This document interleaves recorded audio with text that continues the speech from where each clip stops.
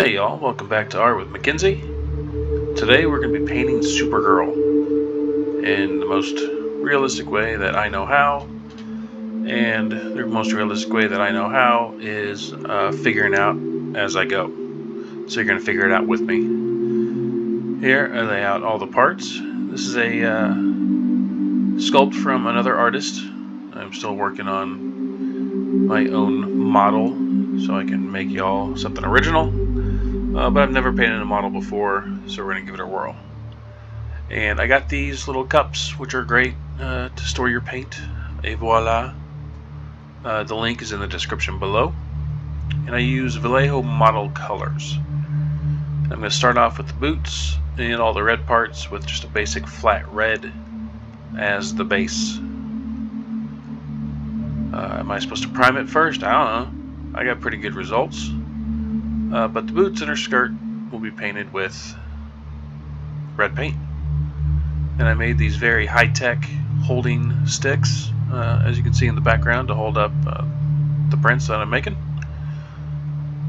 I know they're high-tech. I wish I could sell them online, but the technology is proprietary, so we're just going to have to leave it at that.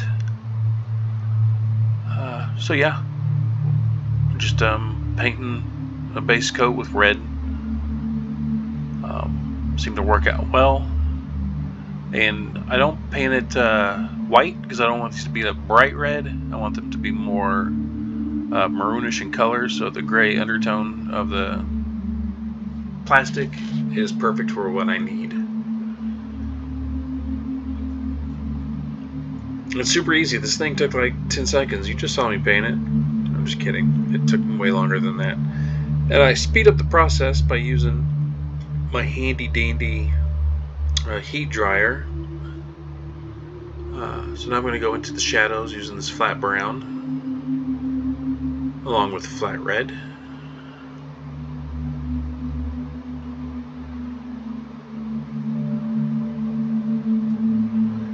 Give it a good mixy mix. Now these are also new colors to me, so I'm figuring out how to mix these properly and what the pigmentation is on them. Some pigments are harder than others aren't.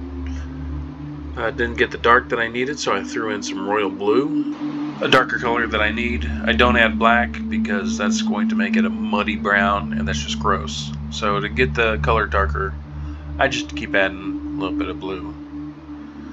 And I will be spray painting these on, airbrushing, as they say in the industry. So I just thin it out with some water. Then I go over another light coat, focusing on the depressions outside on the model. Nothing fancy, just a good coat. And the angle of the airbrush adds depth in the creases, which is nice. Do the same thing on her boots.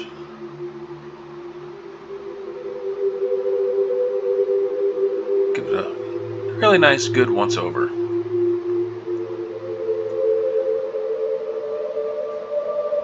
And that is a solid color that I'm looking for.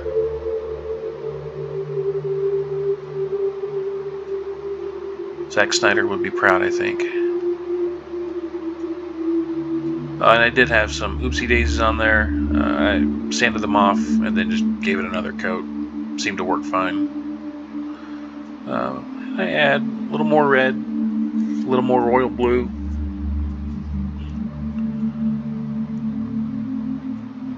And we'll darken this up a bit more. I'm an artist, not a videographer, so you have a problem with my videos and the composition, and you want to do it for free, go ahead and comment down in the comment section down below that you're going to edit these for free or video for free. You got to come over, I'll feed you, and then you can video me painting things. But now we add the black because the dark red is dark enough, and I have enough blue in there where it won't turn muddy. It'll be more of the darker purple, And now we get into the depressions more to get the shading. Why? Because I don't really know how to paint these so well that they'll reflect the light.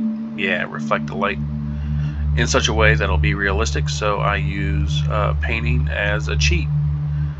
A lot of artists do this. It's just a nice, fast, easy way to get a better composition, better shading, more contrast, which is what you want in all of your pieces. I'll go along the bottom. I'm going to repaint the soles, so I just get that splash off from the sole there onto the boot to get that shading. I'll go along the creases and get a little bit more color in there and along that weird midline. Am I painting too close? Probably. This is my first time airbrushing a model. I think she turned out alright. That's why I'm posting the video. So maybe go a little bit further back with yours. Up to you. I just repeat the same process on the other boot. Learning along the way. That's how I do it. Don't need no fancy schooling teaching me how to airbrush. Just put paint in a brush and go at it. That will be 90% of your learning. The other 10% is failing. You will fail a lot, but you will learn from those failures. And if you don't, then you're just going to keep having, bad art.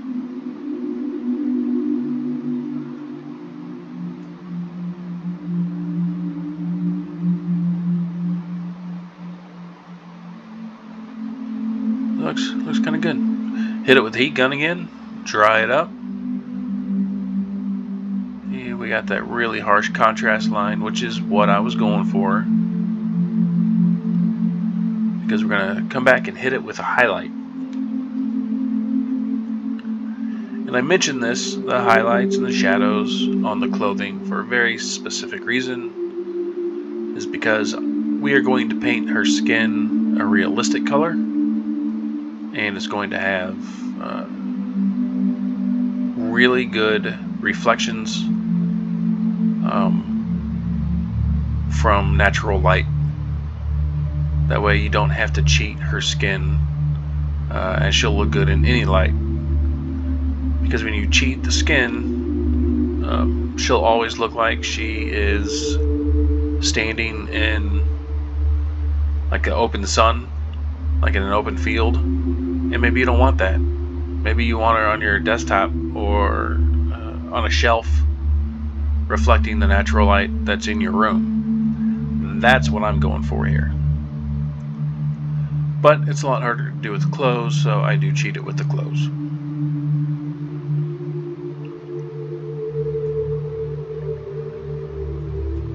So all the parts sticking out, I'll hit it with this lighter red, and I'll fade in some of those harsher lines that we painted earlier. Get the tips of the toes, tips of the heels, outside of the calves. Hit it with the air gun. Now you can let this air dry, but I was impatient and I really wanted to get after it. So I always hit it with a little heat gun. And for the tips, I'm going to turn them gold, but for this, I hear having a black undercoat for gold or bronze or metallic colors is a good idea, so I give it a whirl. See what happens. I'll paint everything black as best I can. Now, could you airbrush this black? Probably. Might get a smoother coat for your gold layer. But I just didn't think about having to tape off everything. Figured it's not that big of a deal. I'll just hand brush it. So while those are drying, we'll use a little bit of brown, a little bit of black, and we'll paint the soul. And how much do you use? Again, I'm just figuring out as I go along. Sometimes I dab my brush in water to thin out the paint a little bit more. But once I get to a good color I like, I'll just go right after it. Is the color that much more different than the boot? Not really, but it is enough for your eye to notice, and that's what I like. That's what I went for.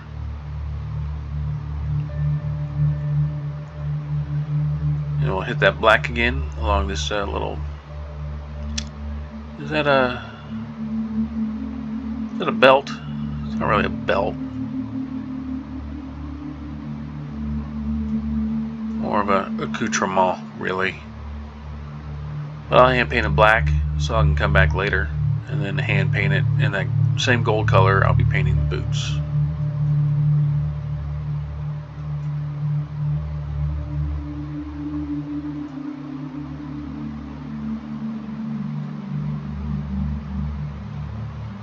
I'm not good at hand painting. I have shaky hands from a life of manual labor and hard work. I've broken my hands, so I'll use things like this, like a box, to steady everything, keep my model nice and non-moving, and something to help stabilize my hands so I can get a little bit better attention to detail without screwing everything else up. So while the boots and everything else is drying, we'll go with the royal blue as the base paint for all of the blue parts.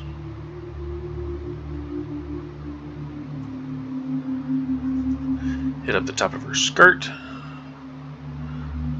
because I wanted to have some contrast in her skirt. I didn't want it to be all red, so I thought it'd be cool to have this little top part be blue. It's pretty neat.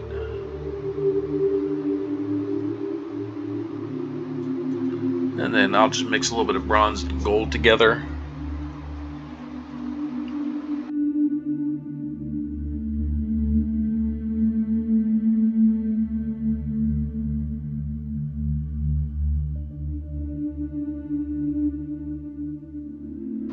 Because the gold always goes on a little bit thin, a darker bronze helps thicken the paint up some, and it lays down a lot easier. And I could just tell by eyeballing it, because again, I've never used these paints before. I could just tell. And we'll go to the top of the boots, do the fine line work, and then hit it heavy everywhere else. Did have an oopsie daisy. Use a little bit of water and a toothpick to clean up some of that messed up paint. But it goes on really thin. It's hard to find a good gold. So I gotta do this again. Have a couple of coats. If you got any good tips and tricks to make it a one coat deal, leave them down in the comment section below. I would love to know how you do it.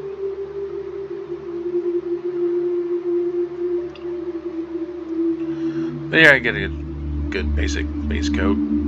Hit it with a heat gun. Dry it up a bit. I'll go on to the second layer. And another problem I have is I'm clumsy. So I'll get paint on little bits of my finger, and I'll put paint that's on my finger on areas that I don't want painted that color. And you can kind of see it right there. Yep. A little bit of gold on the red. But I'll go back and fix that in a minute.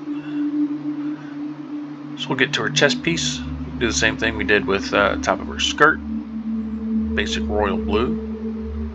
And we'll just brush this all over.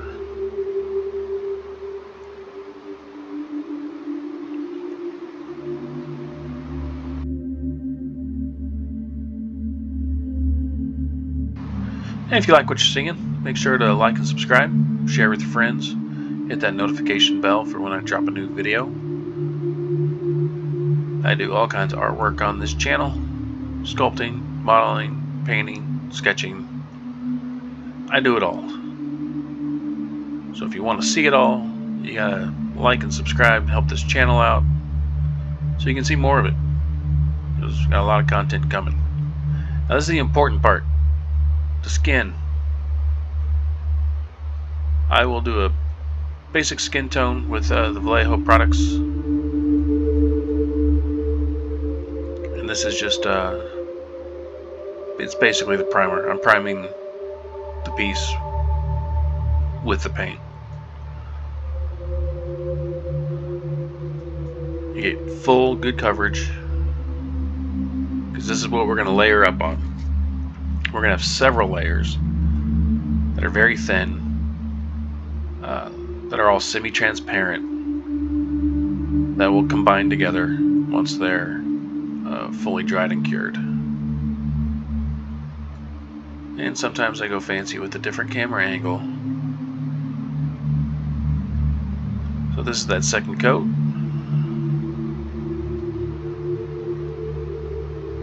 And now we're going to go with the flat brown, a medium flesh tone, and a flat red. Now normally you're supposed to get your paints and do your light colors first and darken them with the darker colors. But with these colors, I found starting with your dark color and then lightening them is the way to go. So that's what I do.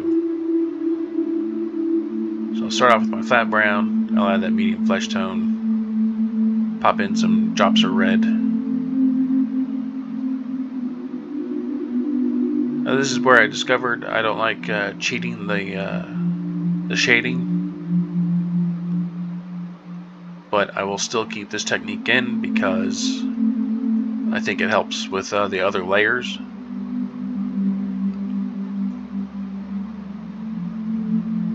Dab of water to thin.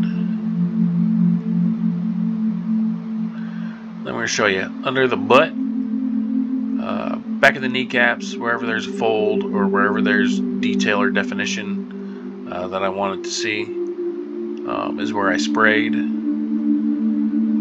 Now we're going to layer over this several times. It might not even be noticeable, but I'm going to keep doing it anyway because I got really good results.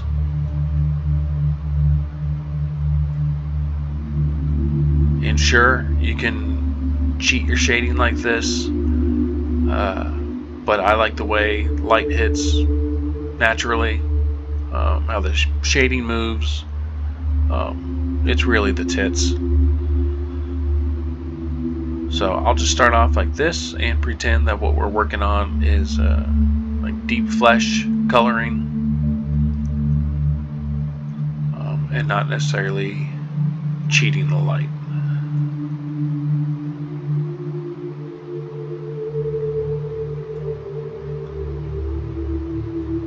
This is a pretty good model. It's decent, kind of lifelike.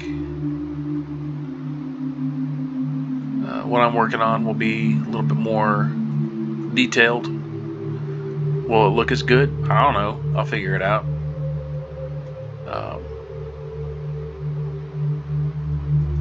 But this model isn't too bad. Props to the artist who built her.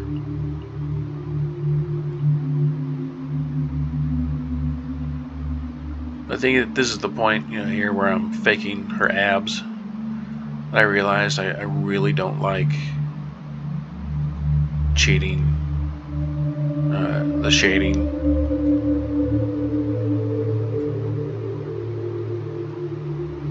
So that's why I want to do my own sculpts, so I can have more detail and get that natural paint light going, so it looks real, looks cool.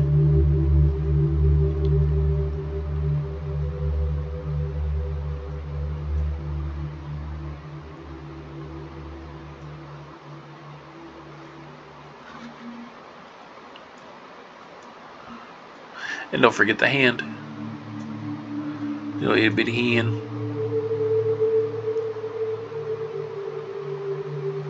Now the model shows that this should be a gloved hand. Well, you can't really tell unless you look really close. But I didn't want her hand to be blue. I wanted to give a little bit more contrast between her hand and her suit. So I did it my own way. We'll go with the light flesh sunny skin tone. Light flesh and sunny skin tone, which came in the combo pack of the Vallejo paints that I ordered. I'll also put a link in that in the description down below. And we'll mix this up.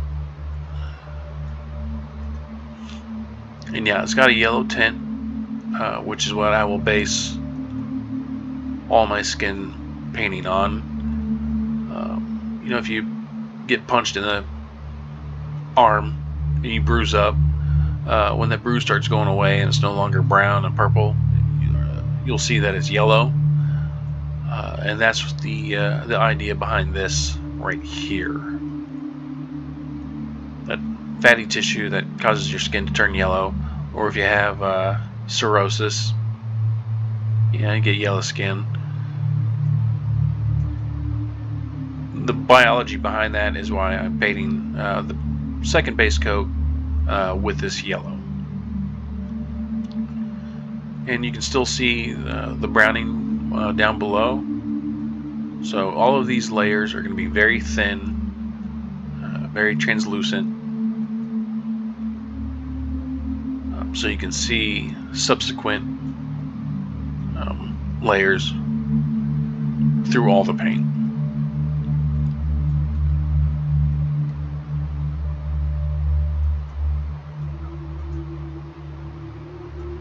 Get it off that little stick. Just do it by hand. Just manhandle it.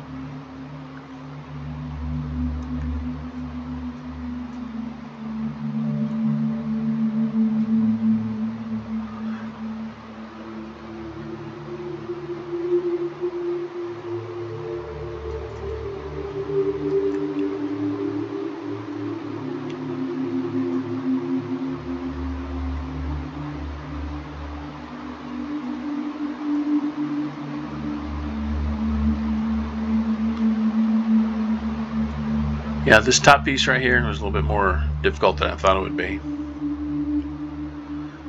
But since I have this yellow, I thought I'd just go ahead and throw on base coat on her face and her hair. It's going to be similar. And I had plenty of paint in my airbrush, so I figured I'd use it up on her head and hair.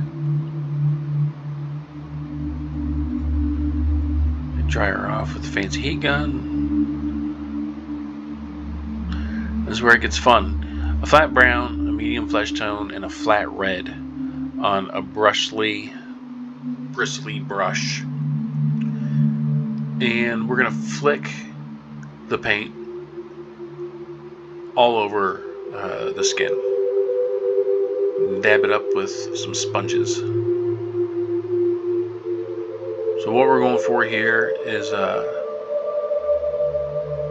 the subsurface scattering, that when light hits your skin, if you look anywhere on your body, your skin is not a perfect single color. You got really dark spots, really light spots, spots in between, and your eye catches that. Your eye knows when something doesn't look real or accurate. Let's start off with the dark red color, because it's the color of our blood. Could I have gone darker? Probably, but I thought this was pretty good for what we're going for. And we're going to have light parts sticking through, dark parts coming through, and you're going to see that subsurface scattering really well at the end. And this is why really thin layers is important, so you can see all that detail. You're not going to see much, but it's going to be enough to get the right effect here. And then just do this with all your pieces, all your skin parts.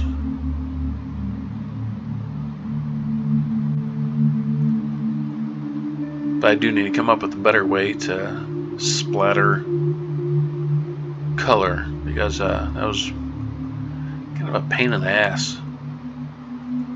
Did not enjoy having to go through that. Maybe shorter bristles, because at some point I just started aerating the paint and it started becoming bubbly. Oopsies. And then at some point I was questioning my own existence.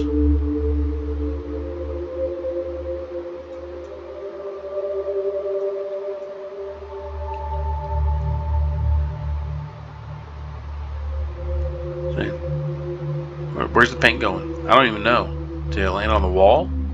Did it land on some of the other stuff? So, a better technique to splatter paint accurately and where I want it to go is my next goal.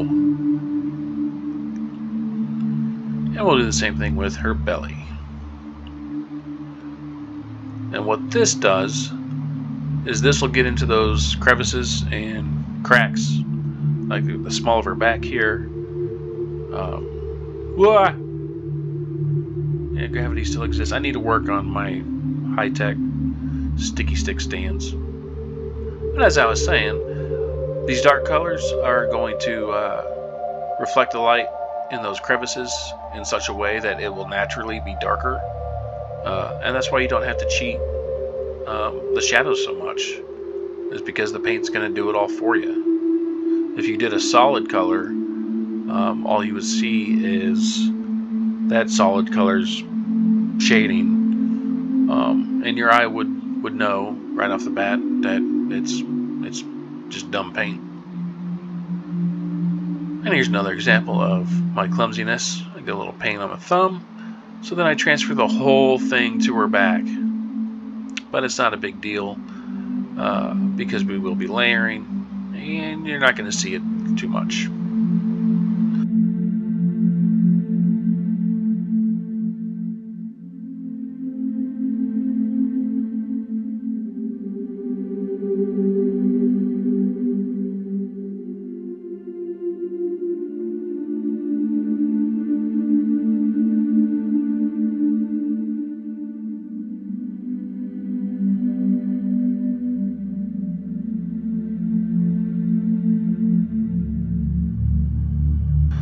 We dab, dab, dab.